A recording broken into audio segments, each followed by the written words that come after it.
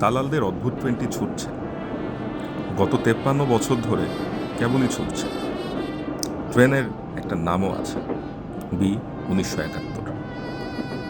B 1971-এর যাত্রীরা ভুলো মনে সব কিছু ভুলে বসে থাকে।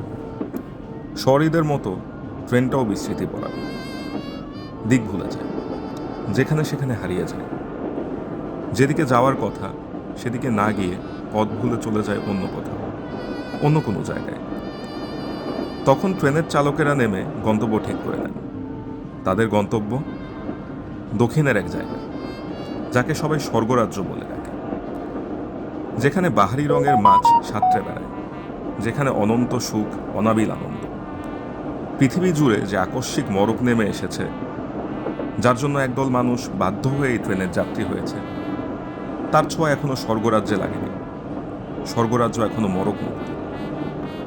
কিন্তু অর্ধশতক হয়ে গেলেও স্বর্গরাজ্যে আর পৌঁছানো যাচ্ছে না। ট্রেনের প্রশাসন বদল হয়, ট্রেনের হর্তাকর্তা বদলে যায়, বদল হয় ট্রেনের দিক, উত্তর থেকে দক্ষিণ, পূর্ব থেকে পশ্চিম। কিন্তু স্বর্গরাজ্য তবু রয়ে যায় ধরাছোঁয়ার বাইরে। তবু ট্রেন বারবার হারিয়ে যায়। তবে কি ইচ্ছে করেই ট্রেন হারিয়ে যাচ্ছে? বারবার দিক বদল করেও কেন গন্তব্যে পৌঁছানো যাচ্ছে না? সমস্যা তবে কোথায়? এক রুদ্ধশ্বাস ট্রেন যাত্রায় আপনাকে স্বাগত।